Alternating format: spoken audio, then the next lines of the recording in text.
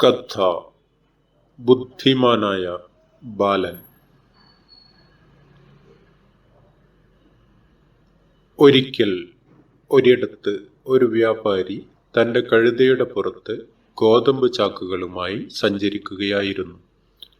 അയാൾ വഴിയരികിൽ ഒരു മരത്തിനടിയിൽ വിശ്രമിക്കുന്നതിനിടെ ഉറങ്ങിപ്പോയി. ഉറക്കമുണർന്നപ്പോൾ തൻ്റെ കഴുതയെ കാണാനില്ലായിരുന്നു. അയാൾ തൻ്റെ കഴുതയെ അന്വേഷിച്ച് നടന്നു. വ്യാപാരി വഴിയരികിൽ നിന്ന ബാലനോട് ചോദിച്ചു, "എൻ്റെ കഴുതയെ കണ്ടിരുന്നോ?" ആ ബാലൻ മറുപടി പറഞ്ഞു, "താങ്കളുടെ കഴുത ഇടതു കണ്ണ് പൊട്ടിയതും വലതുകാൽ മുടന്തുള്ളതും ഗോതമ്പ് ചുമക്കുന്നതും ആണോ?" അതെ.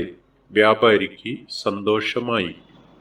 അയാൾ ചോദിച്ചു, "താൻ എവിടെയാണ് എൻ്റെ കഴുതയെ കണ്ടത്?"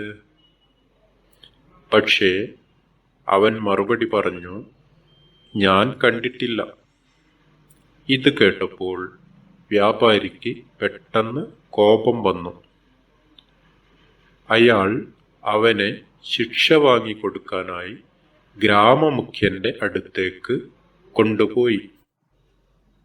ഗ്രാമമുഖ്യൻ ചോദിച്ചു, "അല്ലയോ കുട്ടി, കഴുതയെ കണ്ടില്ലെങ്കിൽ പിന്നെ എങ്ങനെ അതിൻ്റെ ലക്ഷണങ്ങൾ പറയാൻ കഴിഞ്ഞു?"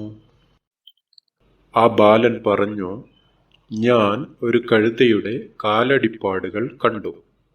അതിൽ ഇരുവശത്തുമുള്ള പാടുകൾ വ്യത്യസ്തമായിരുന്നു.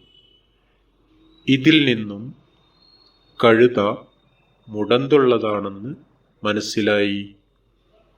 വഴിയരികിൽ ഇടതുവശത്തുള്ള പുല്ലുകൾ മാത്രം ഭക്ഷിക്കപ്പെട്ടതായി കണ്ടു.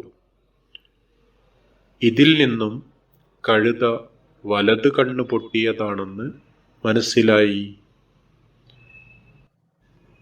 വഴിയിലെല്ലാം ഗോതമ്പ് മണികൾ വീണുകിടക്കുന്നത് കണ്ടു. ഇതിൽ നിന്നും കഴുത ഗോതമ്പ് ചുമക്കുന്നതാണെന്ന് മനസ്സിലായി." ഗ്രാമമുഖ്യൻ ബാലന്റെ ബുദ്ധിയെ പ്രശംസിച്ചു, വ്യാപാരിയെ ഗുണദോഷിക്കുകയും ചെയ്തു.